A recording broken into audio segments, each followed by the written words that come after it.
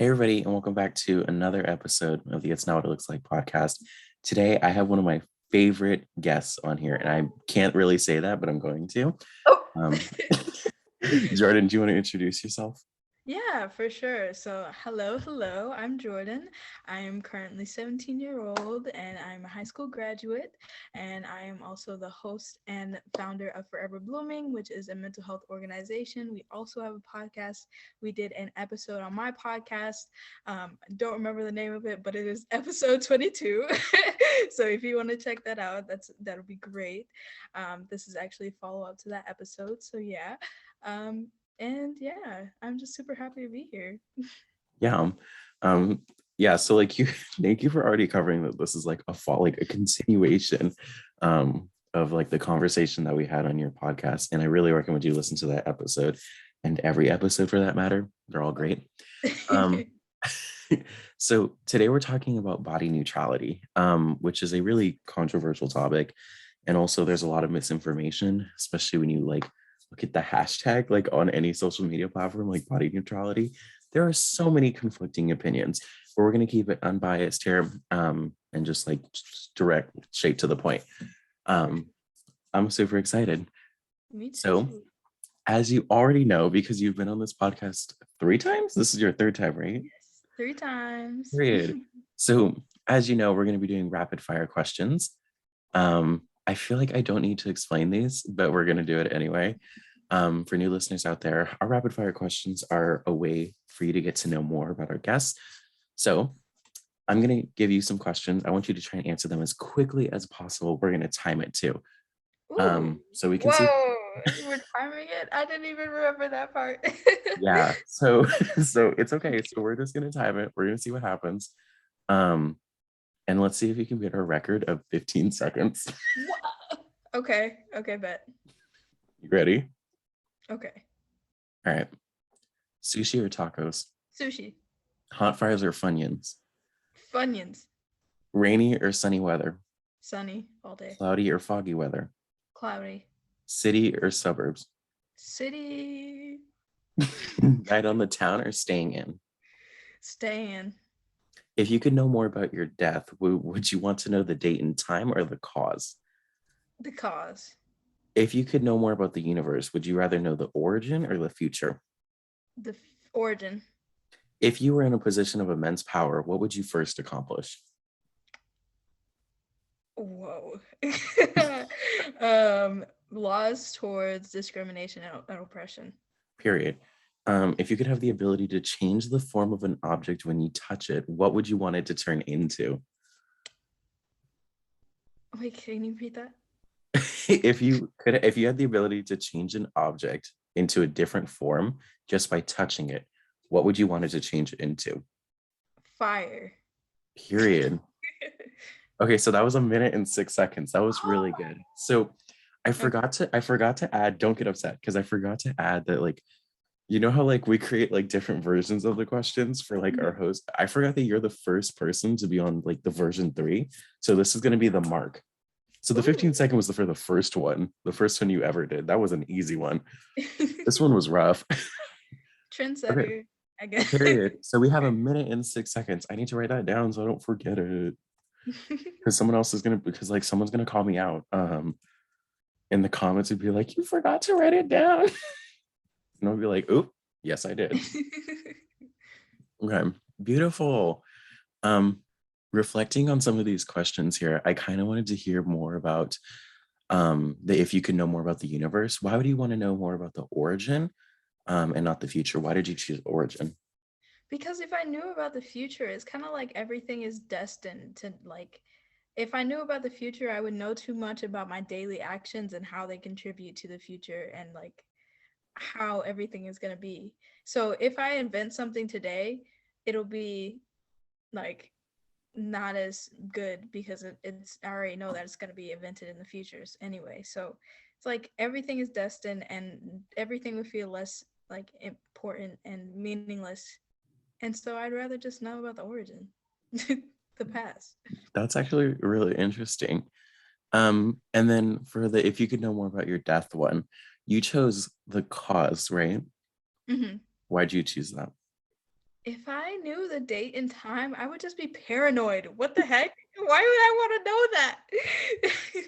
Just If you knew counting the down. cause, wouldn't you avoid that cause? Yeah, I would. But like I don't want a countdown on my life. Like what? Yeah, that's actually a little scary. I'm not gonna lie. Yeah. Okay, and then the hot fries or Funyuns. Apparently, this is like a really controversial one. Everybody's going for hot fries, but I definitely support the Funyuns vote. Hey. I was raised on Funyuns.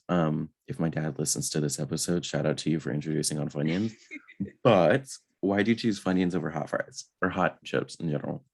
I absolutely just hate spicy things and I'm sorry. Okay, no shame. No shame. Oh, bet. Because everybody judges me about that and it's a struggle. No, I don't know how people don't like Funyuns, but whatever. All It's right. amazing. They're amazing. They are amazing. I don't even can't even say any can't say what I want because if not, we're just gonna get bashed. Can't say that. Can't be like the people who like hot fries are bland. I can't say that because hot fries are good. Hashtag canceled. Like, oh no. I definitely get immediately canceled. Not even for anything bad, just because like I spoke the truth. No, I'm kidding. Oh my god. Oh my god. Okay. So it's kind of funny that we're talking about body neutrality and self-love today, because like it that is so connected to mental health, and that's all that Forever Blooming is about, forever and ever. So I feel like we should definitely dive into first kind of before we can even talk about body neutrality. I feel like we need to talk like quickly, like summarize diet culture and what we covered in the last episode. Oh, Um, that's a lot. We covered on a your lot. What do you mean? it was like an hour, Oh but yeah. if you could summarize like what diet culture is in like a couple sentences, and that's going to be a challenge, but if you could like do that just so people can have like a little bit of background on like what body neutrality is. Yeah, so diet culture, in my opinion, is kind of just like an industry that is built on profits, not weight loss or even being healthy. Of course, it is built on weight loss, but weight loss is also misinterpreted by diet culture to the point of which is like you have to be extra, extra skinny, like slim thick, haha. No, but they also try and profit on insecurities. That's probably like the biggest part of diet culture, profiting on people's insecurities and saying that you should feel ashamed of certain parts of your body just because you were born a certain way. And they try to sell you diet pills or just these diets which are often likely to fail anyway, so they're Mm, setting you up for failure. Um, and yeah, that's pretty much how I would describe it. right. So how does diet culture kind of relate? Actually, pause. Can't even ask that. Can't ask that. Um, can you talk a little bit more about like what body neutrality actually is, since it's pretty confusing, especially on social media? So body neutrality is essentially just like being neutral about your body. Like it's in the phrase. So to be more specific though, we also have body positivity and self-love, but this approaches it more from a middle standpoint. You don't hate your body, but you don't love your body. It's kind of just accepting it for what it is. So yeah, that's pretty much it. Period. So okay, so now that we covered those two things, we can get into the juice. Um, what's kind of like the first, I guess, kind of like first defining characteristic of like body neutrality? Like, how does body neutrality relate to unlearning diet culture? That was an interesting question. Wait, can you? I feel like I'm being interviewed. Oh my god. Okay, can you repeat that or rephrase that? Yes, yes. So, how does basically like what I'm trying to like get towards is like how does body neutrality relate to like unlearning diet culture? Well, I mean, and unlearning diet culture is inherently the first step to even like accepting your body for what it is. Because, of course, as I mentioned before, diet culture kind of just like talks about changing your body, changing how you look, profiting off insecurities, as I said before. So, if you really want to be on that journey to self love, be on that journey to positively thinking about your body, then of course you have to think about this is who I am and that I can't really change that. Mm. to an extent. But if we're talking about plastic surgery, Yeah. all that. But unlearning diet culture is the first step because you're trying to change your perspective from hating all your insecurities to just being neutral, and then of course loving how you are. So yeah. So that was a beautiful like explanation. I would never have been able to say that. So first of all, props to you. Of course. Ugh. I'm Uh, I'm just that good. Let me chill out. Let me chill I out. would um I would definitely say that it it's hard to kind of give like a really specific like example of how diet culture and body neutrality are related, but like I really do enjoy that like you like stated that unlearning diet culture is the first step towards Mhm. body neutrality. So let's talk a little bit more about that. Of course. um what would you say is like the first thing that people should do like right off the bat to kind of start getting in the habit, or I guess really like getting into the groove of unlearning diet culture? Well, the first step is eliminate any sources of diet culture that you can find within like social media or maybe even the people around Mm, you. If there are people around you that are promoting diet culture, either have these conversations and break it down a little bit, or you can go to social media, try to unfollow accounts and surround yourself more with Instagram accounts that, well, I love Instagram, so I mentioned Instagram, but it can be any platform, really. Surround yourself with these creators that promote body positivity or even body neutrality. Follow overweight people. Oh, ew, I don't like the way I said that. uh, That ooh, diet culture just came at me. No. it was trying to last back. Rough. I hate when that happens, but yeah, figure out your wording as well because we don't want to say overweight because that signifies that being in a bigger body is bad. But anyways, surrounding yourself with these creators, such as Unedited Humanity on Instagram or the Fat Dr. UK on Twitter, Period. surrounding yourselves with just those positive influences can definitely help you unlearn diet culture. Period. Oh, and also just this is about to be such a shameless plug. But if you want to learn more about like what diet culture specifically is and what fat phobia is, check out that episode on Forever Blooming, episode 22.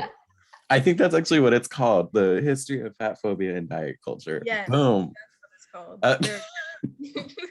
boom, just remembered it. I definitely didn't look it up. It's not right over there.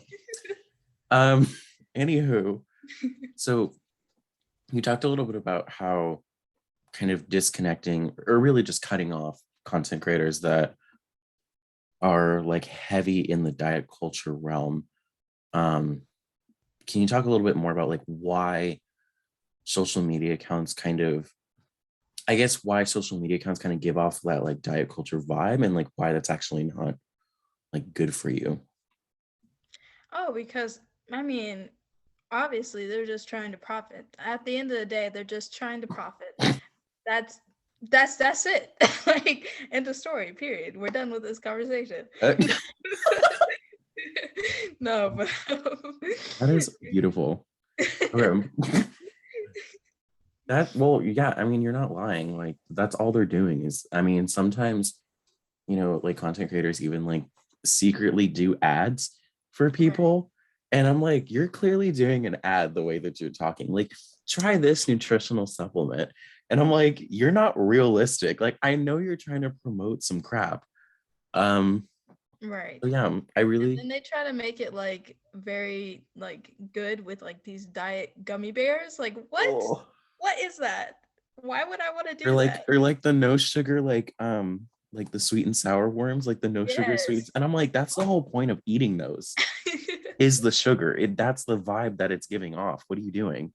Like treat yourself with these sugary treats because Thank you. ooh, I could not live without chocolate. I'm sorry. Thank you. Like what, like why is there I don't know why like the no sugar ice cream has always bothered me. That's Right. gross. Like why It's would you do that to so yourself? bad. I'm sorry, but it tastes so bad. It It tastes really so bad. does. Not only does it taste bad, but I'm like, it doesn't give off like wholesome energy. It really doesn't. It gives off expensive vibes because that's what it is. It is Literally, expensive. all of this stuff is expensive. Like, why would I want to Yeah. waste my money on this? Yeah. Seriously. Ugh. Yeah. But I definitely do agree with you on kind of like, I would probably, I mean, I guess the word that I want to do is like sift through your social media Mhm. to see like, you know, what, you know, your content creators that you're following, what's their relationship with Yeah. diet culture. And like, I would also add that, or I would also add to kind of like um, start questioning like why these people who are promoting diet culture are in fact promoting diet culture. Is it because like they don't have a good relationship with their body and food? Or is it something else? Is it because they're being paid? Is it because they're trying to make a sneaky ad? Just saying. And I love how you actually touched on the fact that maybe they don't even have a good relationship with their bodies. And do you really want to be surrounded by that as well? Like, of course, it's very unfortunate that this person is dealing with these issues, but at the same time, by dealing with those issues, it can also create a negative atmosphere that you get engulfed in, and you start Mm, thinking about how you appear to other people. And it's just such a negative vibe. Hopefully like they deal with their own issues and they are able to overcome fat phobia and things like that, but for the meantime take care of yourself before you take care of others as well. period. So, so now that we talked a little bit about kind of like managing your social media and what you're consuming through that outlet, can you talk a little bit more about like what are some habits that people can start building that also help unlearn diet culture? Yeah, so for me, numbers was such a big part of my life for so long. Not a shout out, like this is not even a shout out, but this is like an at towards my mother. I'm sorry, but my mother and other people were definitely not good influences on my number habit. But trying not to look at the how much you weigh every day. I used to step on the scale like every single day, expecting to Mm, see that number drop. Especially when you're thinking about calories too. Calories is such a big thing in diet culture that they're like, oh yeah, eat this amount of calories and you'll be fine, when it doesn't matter. Like, of course it matters to the extent of where like your body needs a certain amount of calories to survive, but if you mm-hmm, try to limit yourself, it only damages your body rather than trying to mm, improve your body. So why would you focus so much on calories? Of course don't just like eat chocolate and ice cream all day, but like everything in moderation, but try not to look at those numbers, and remind yourself that you are more than just a number. You are more than just your weight.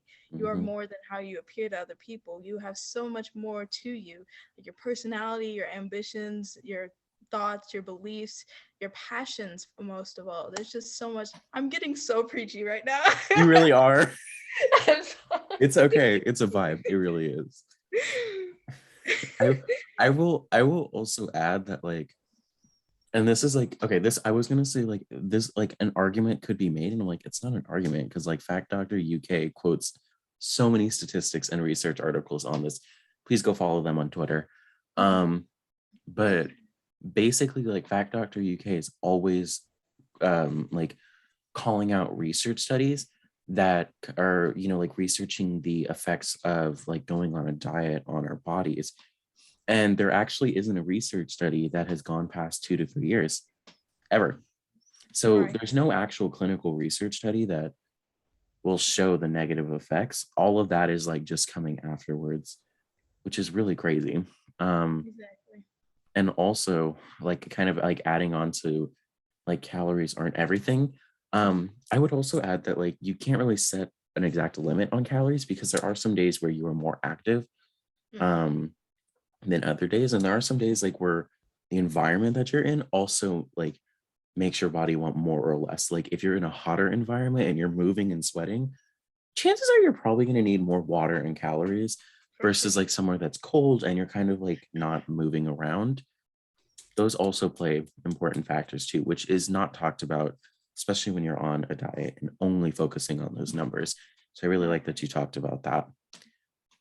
Um, Besides like trying to kind of move away from placing an emphasis on numbers or like factors that aren't in your control, what are some other things that people can start doing?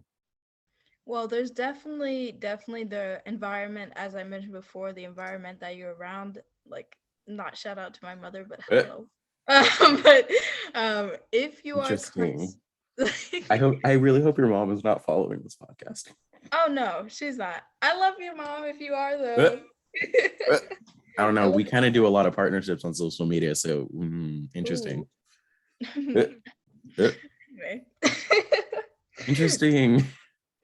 Environment plays such a huge role. There's definitely so many people in in my life that I've heard like, "Hey, I'm doing this new detox, or I'm exercising a lot, or I'm like talking and boasting about all these supposedly positive things that they're doing in order to lose weight, and also in the process trying to make you feel bad about yourself because you haven't been, I guess, as proactive about your weight, especially if they're commenting on your weight.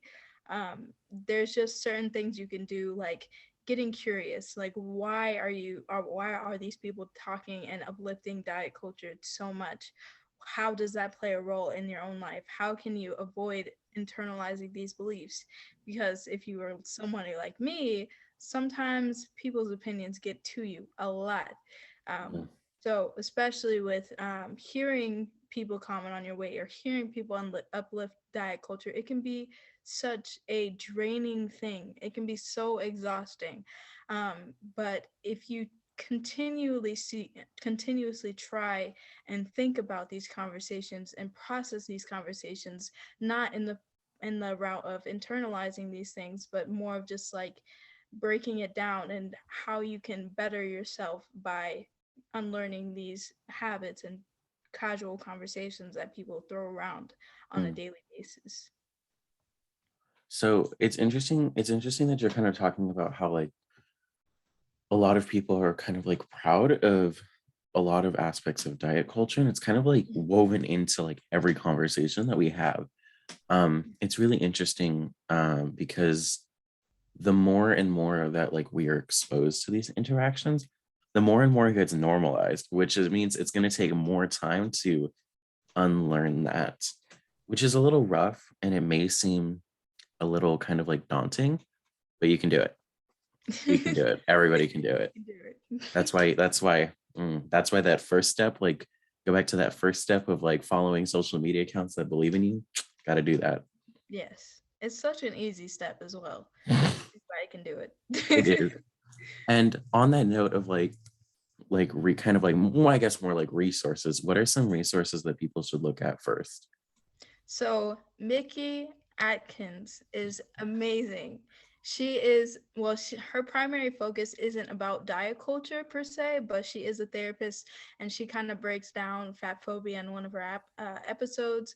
So if Period. you want to check her out, that'd be amazing, amazing, amazing, amazing. And of course, those social media accounts that I mentioned earlier, Unedited Humanity, as well as the Fat Doctor UK, amazing resources. Yeah, all of those are great. I love all of them. Ugh. So with that being said, kind of, or I guess talking, more about like unlearning diet culture is the first part of body neutrality. I think it's pretty safe to say that we need to talk a little bit more about what body neutrality actually is in practice. Um, so can you talk a little bit more about like what does body neutrality look like when you put it into practice? If you're putting it into practice, I think the first official step you can probably do is acknowledging when you are thinking badly about your body, and trying to dismantle those beliefs as well. Mm, Can you hear the train in the background? nope. Oh, you can't? Okay, awesome. Period. I swear to God, it's the bane of my existence. But at Hold on. If the train starts showing up in like our podcast, I swear someone is messing with us. But I swear to God. continue. Honestly. But yeah, dismantling those negative thoughts and beliefs as they pop up, I think that's a lot to do with, like, that's even outside of connecting with your body. I Mhm. think definitely acknowledging when you're having negative thoughts about yourself in general as well, and dismantling those beliefs are also just a normal practice that anybody can do. But as far as connecting with your body, acknowledge when you're looking in the mirror and saying, hey, I don't like this part about myself, or just thinking negative thoughts about your body. That's when when you have to stop and think and process, why did that come so naturally? Why am I thinking this way? How Mm, can I stop thinking this way? And what can I say some positive things about my body so I can counterfeit the negative parts. mm. So yeah, that's probably the first step. I really like that you're kind of like describe or not really describing, but like explaining body neutrality in a place of curiosity and not judgment. Mm-hmm. um I really like that, and I also think it's really powerful too, because when we kind of like come, even in body neutrality, when we come from like a place of judgment, it's still perpetuating the original lessons that we learned from diet culture, because you're still judging. Even if you're judging like, why do I think I'm fat, like I'm so stupid for thinking that I'm ugly, that's still a part of diet culture that you're just continuing in that like judgmental like tone that everybody has in the back of their head. Exactly. So I really like that you're saying like when you connect with your body, you need to have like definitely come from like a perspective of curiosity and not any judgment, which is way easier said than done. It takes Yes. practice. I feel like nobody also people don't mention that it takes practice. This is way easier said than done. Oh yeah. Uh, Absolutely. and then also, I guess, so like once you start kind of like exploring the thoughts that come up, what would be kind of like another thing, like in addition to add on to as you continue with that practice? So, in addition to that, I think definitely if we're trying to go into the realm of body neutrality, I was about to say body negativity. What? Oh my God. The Yes, we're train, the train threw off our vibe. literally. We were on a roll. No, but yeah, if we're definitely going towards the route of body neutrality, maybe the positive thing might be like recognizing more positive aspects of your body might be a difficult thing to do, because as Chris said, it's definitely more or like harder than it seems. Mm, So that's where we dive a little bit into body neutrality, where you try to focus on reframing your thoughts and reframing your beliefs about your body by saying that, hey, even if I don't feel good about my body today, that doesn't mean that my body isn't a temple. That doesn't mean my body isn't a tree that needs to be watered. mm. That doesn't mean that I should hate it for what it is. It is my body, and that's simply what it is. I can't change it unless you have plastic surgery, as we mentioned. Actually, can we please do a little side note real quick? Yes, let's do it. So, have you heard of that show? I don't remember the name, but it was all about like plastic surgery, and like majority of the contestants that got on there. Which one? Because there's a No. lot. Which Well, one? well, this one was like a game show of like who can get the best plastic surgery, and like all the contestants had like some form of body dysmorphia, and they were not getting treated with therapy, but instead plastic surgery. I don't like where that's going. Um, I feel Right. like I don't know. I feel like those shows are kind of like a counter, the opposite thing of like my favorite value in life, which is minding your own business. Um, yeah, and I feel like all of those shows wouldn't exist if everybody adopted the mind your own damn business mentality. Right. Like minding your own business doesn't mean that you can't like care about other people, but it means you don't judge other, like you move on, like nobody cares. And I guess also like if we're being realistic, you can judge other people, but it's internally, like you don't do that out loud. Like if you think somebody's doing like something a little dumb, a little crazy, internally do that internally, nobody else Right. cares. But yeah, this also like continues of like when you were talking about how like family and like the communities that you're a part of, like vocally give commentary about your physical appearance, keep that internally. Nobody else needs to hear that. Nobody else cares. And that's on period. It really is. But yeah, those shows, interesting. Not a fan. I really don't know how they're a thing at all. Oh no, did we lose you? Oh, did we lose Jordyn? I think we did.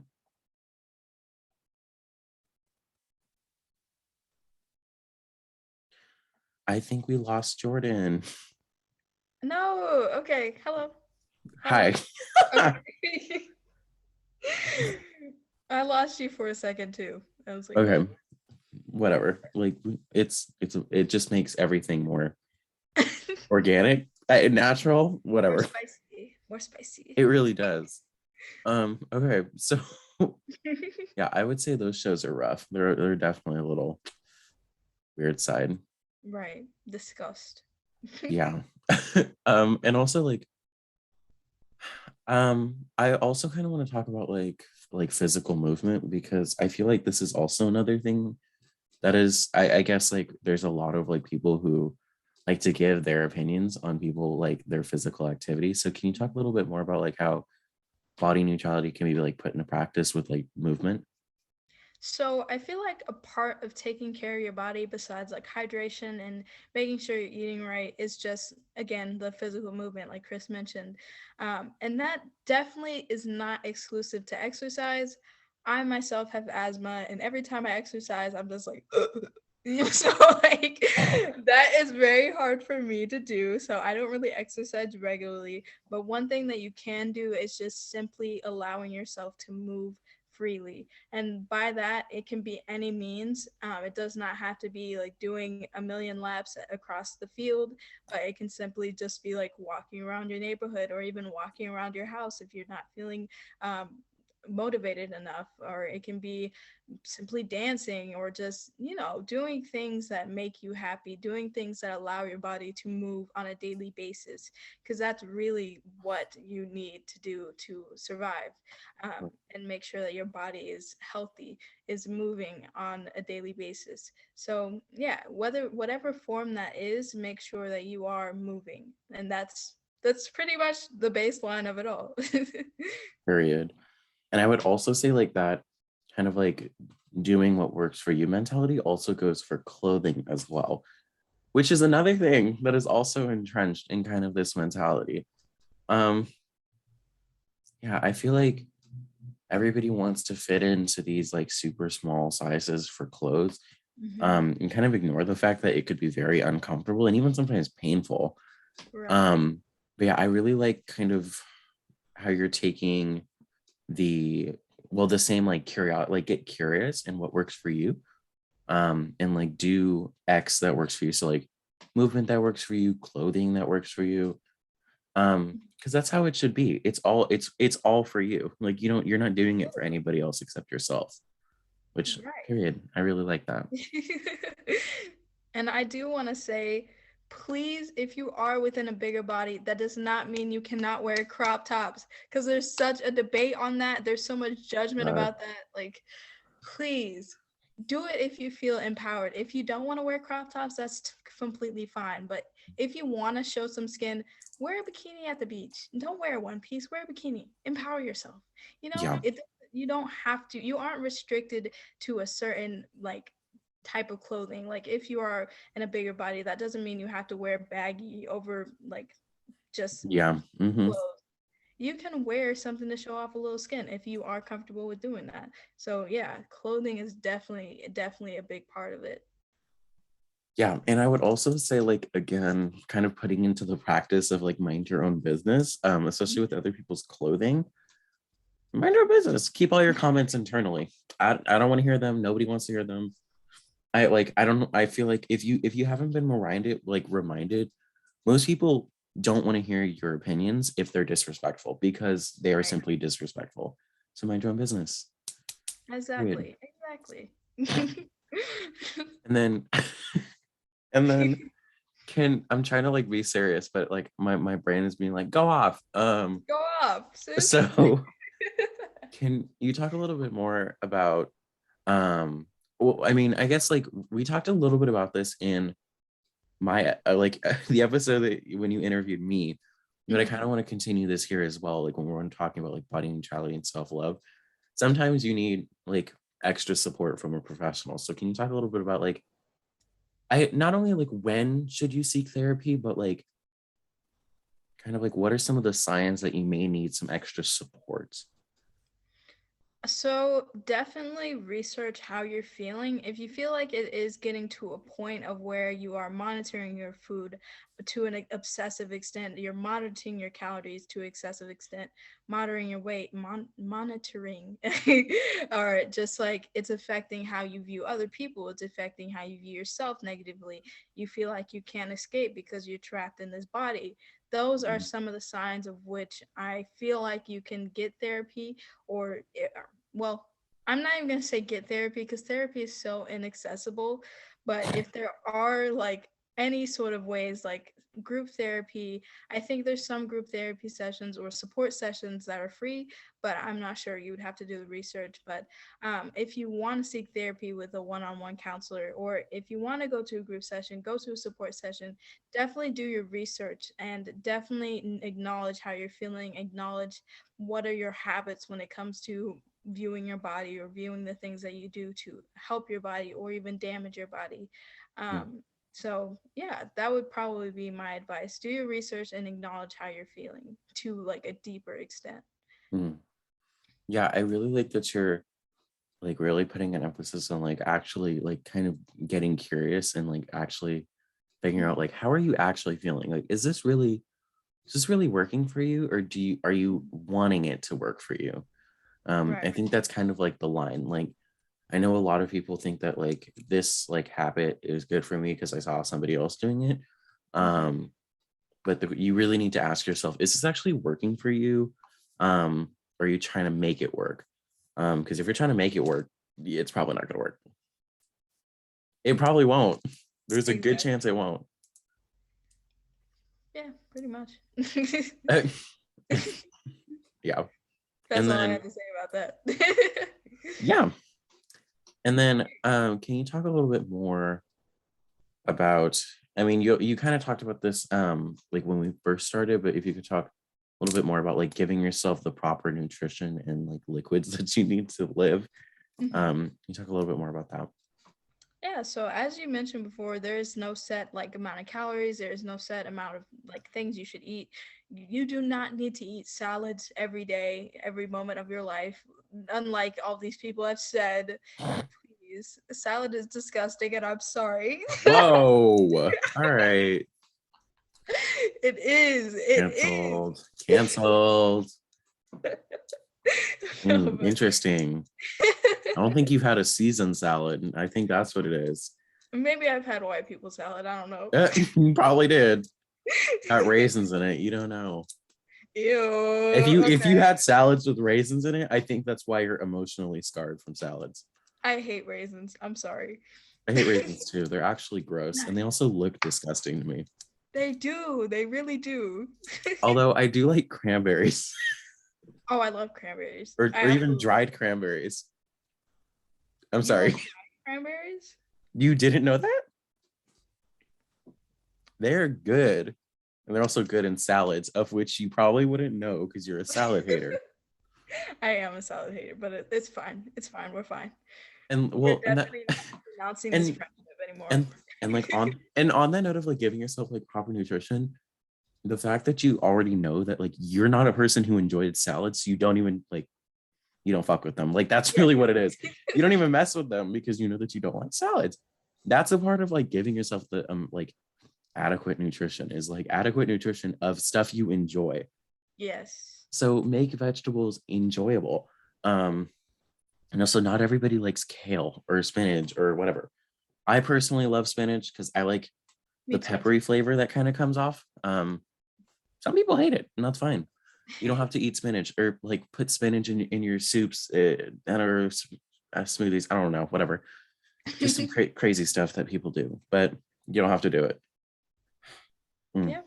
Pretty much, yeah. Like I love how you worded that actually. Just eating what you love. That's pretty much it.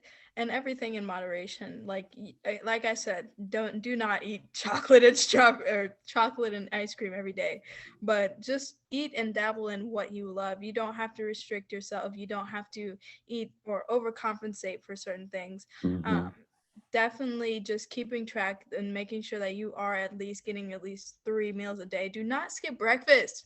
Do not skip breakfast. Unless you really are not hungry. Unless you're not hungry, you shouldn't skip Yes. breakfast. And if you are hungry, notice when you are hungry and eat. I used to, when I was hungry, I was like, okay, I'll wait like 3 more hours and then I Oh, can eat. No, no, you're starvation. hungry. And Eh, of course, just make sure that you are also getting enough liquids. Make sure you are period. at least getting like maybe 4 or 5 water bottles. And if it's an extra Period. hot day, get more. Period. If it's an extra cold day, maybe don't drink cold water bottles, but still to drink water. But yeah, just make sure you are dibbling and dabbling in foods that you love.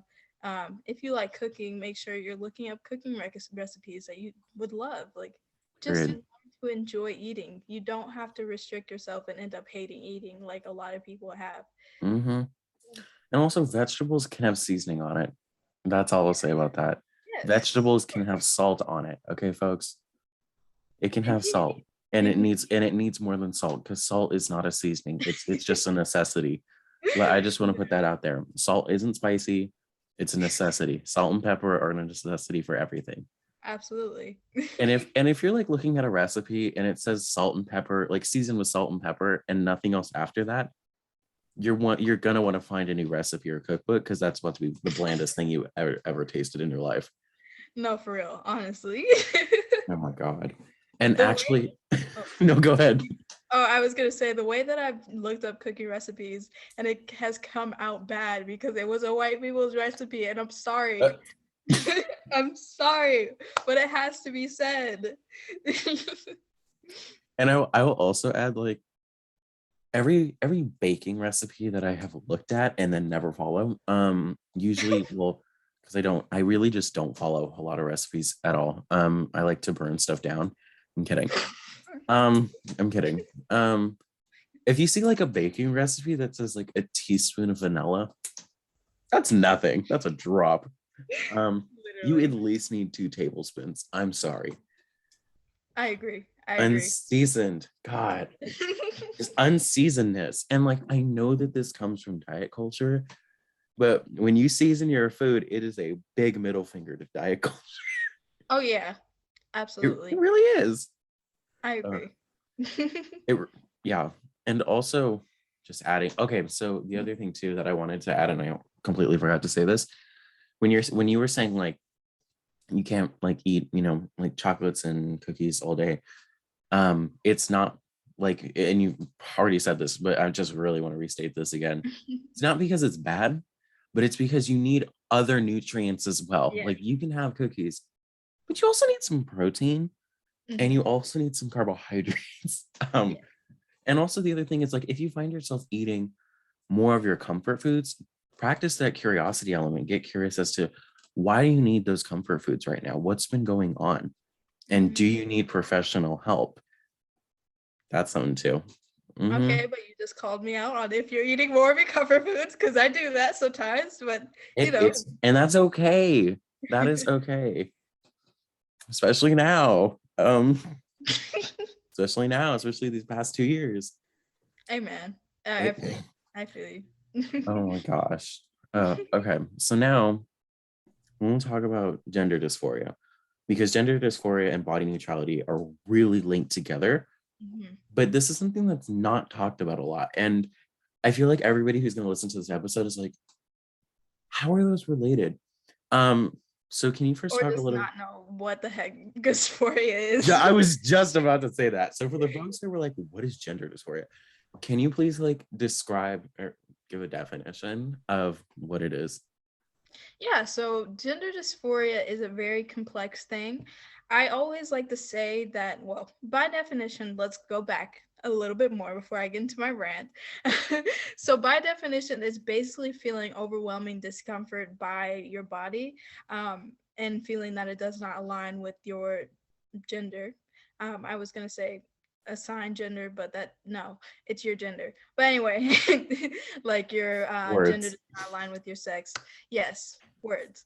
But I always like to give this analogy. If you don't know what that really means, it's kind of like if you have a really, really bad haircut and everybody is like, don't look at me like that. Don't look at me I'm gonna like that. mute myself so you can go. Yeah, so it's kind of like if you have a really bad haircut and you were born with this haircut and you can't change it no matter how much you look at it, no matter how much you prod at it, you cannot change it. So everybody is looking at your haircut and pointing out how bad it is and just absolutely dissing you to the fullest extent. And by the end of the day, you are just exhausted and you are just so sick of people pointing out your bad haircut and just feeling like you want to chop it off, but you can't at all. And that's pretty much how gender dysphoria is, the haircut trying to represent the the haircut representing your own body, like your assigned body at birth. So everybody is looking at your body and assuming that you are female, assuming that you are male, even if you are non-binary, even if you are male to female, female to male, and just looking at you and saying that you are something when you really are not that thing. So yeah, that's the best way I can describe. That's a really good example. But when you said haircut, I was like, right. I got so confused so fast. I was like, where is this gonna go? It was going somewhere. It was It going. really was going somewhere. Okay. So talk to me a little bit more about what does gender dysphoria actually do to people's bodies, and how does it relate to body neutrality? Yeah, so gender dysphoria kind of makes people inherently hate their bodies for what it is.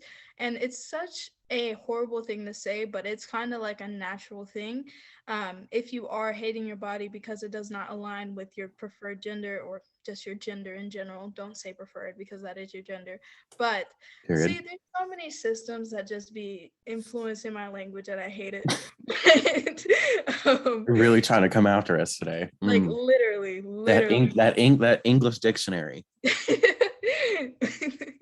No, but yeah, it can make them hate your body. It can make whoa.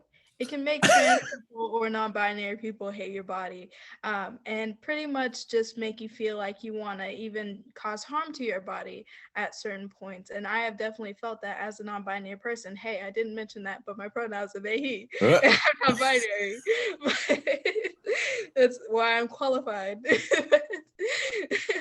So that's why body neutrality kind of comes into play with it, because when you are feeling dysphoric, you inherently have these negative thoughts and like wishing that your body looked different, wishing that you were in a different body or born in a different body, born a different way.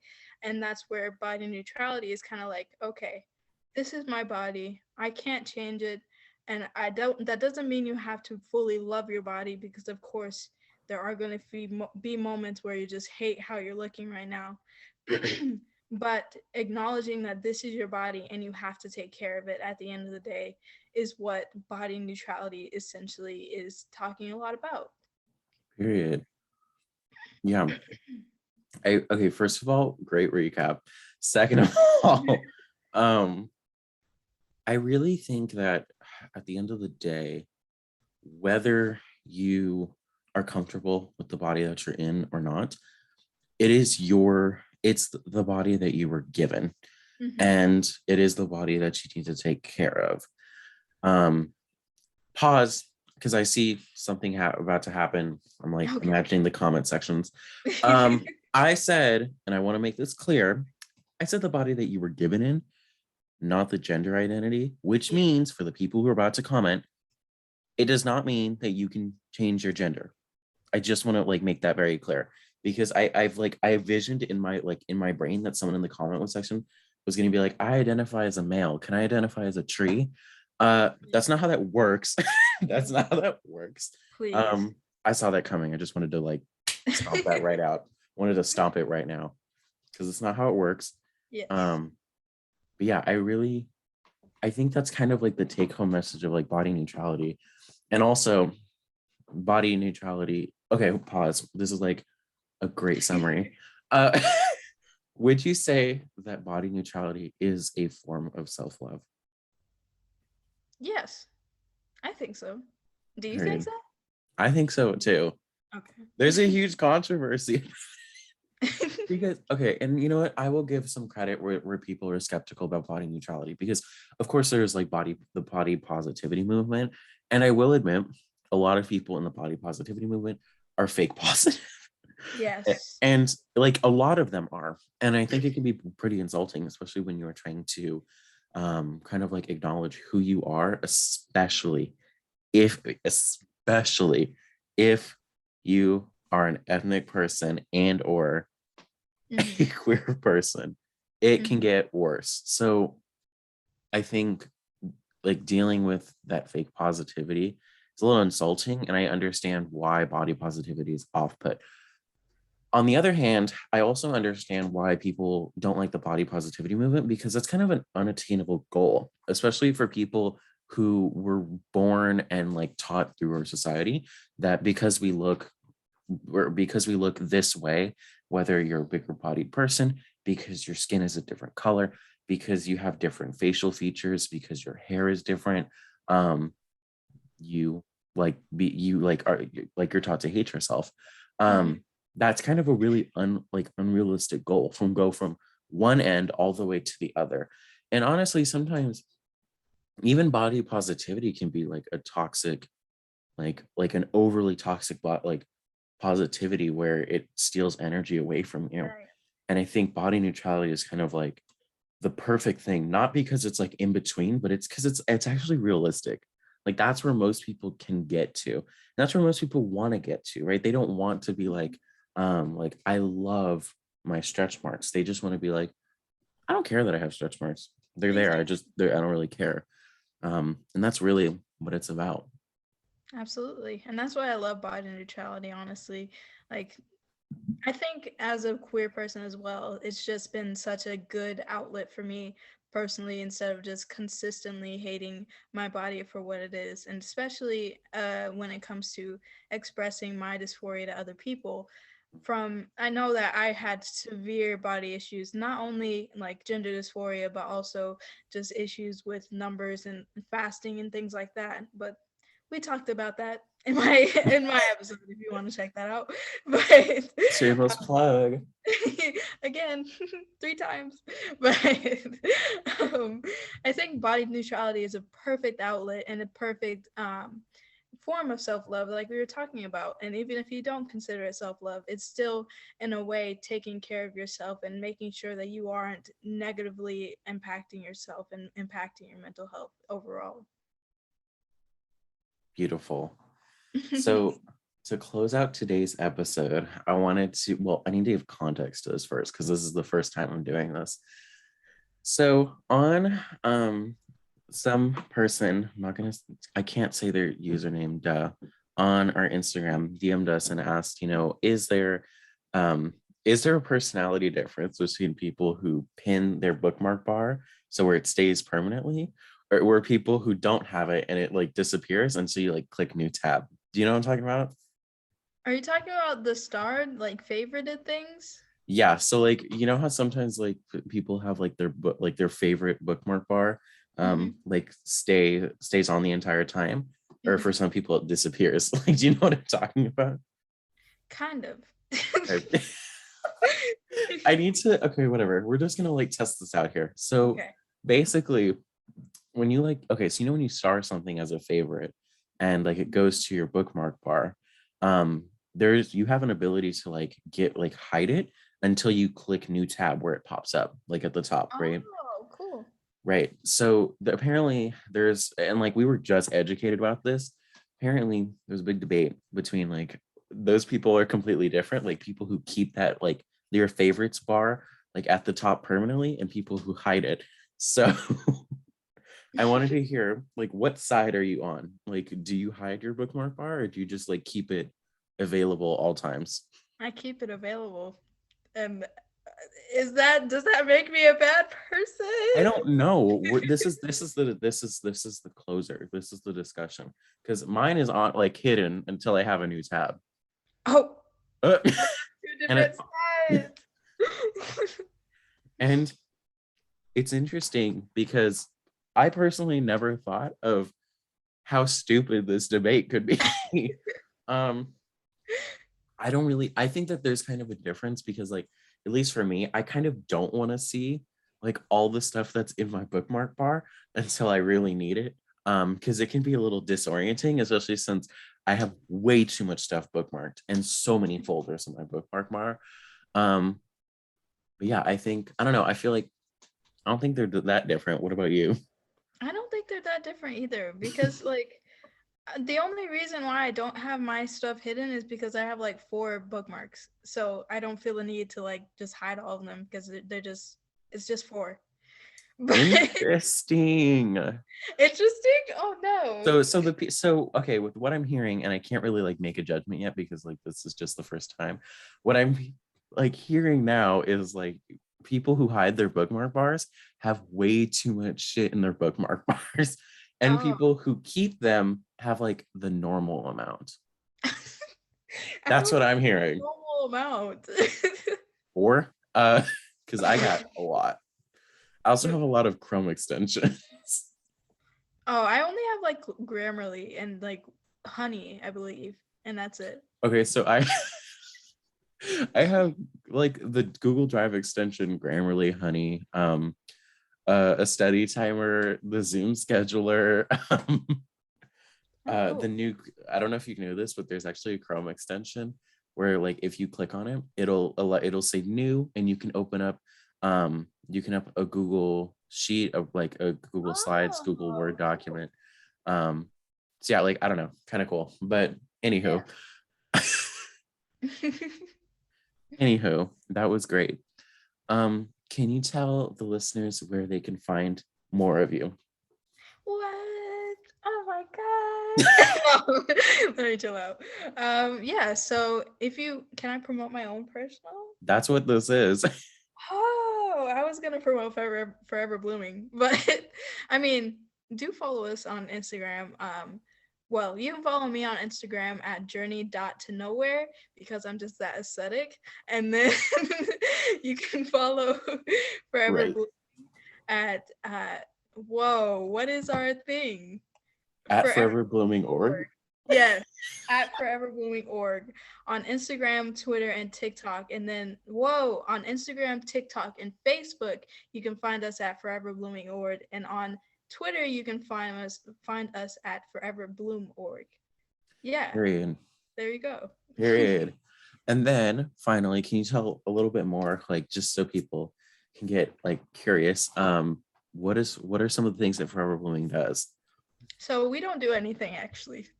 Uh, I'm kidding. No, but we just exist. yeah, we just exist and that's it.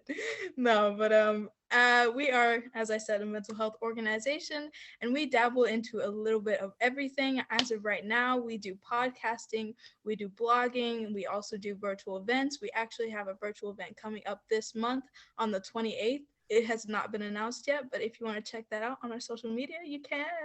But we also are having upcoming divisions such as our activism division, where we Period. create direct impact, and we also have our news segment division, where we just spread mental health news and have journalistic articles and things like that. So if you want to stay tuned and look at all those things coming to fruition, then you're welcome to. Period. And be sure to follow Inwell Studios on Instagram and every other social media handle at Inwell Studios. We're constantly shouting at each other's work, so that you're bound to catch Forever Blooming on our Instagram and our TikTok. And you know what, just about everywhere. You know what, it's okay. Uh, like there needs to be a merger at some point. Dude, I was just thinking about that. What? Oh my Okay. God. All right. Thank you so much, Jordyn, for being on the pod today. Of course, it was amazing. And we will see you all next time. Have a wonderful day or night or whatever time you're listening to this. Thank Yeah. you.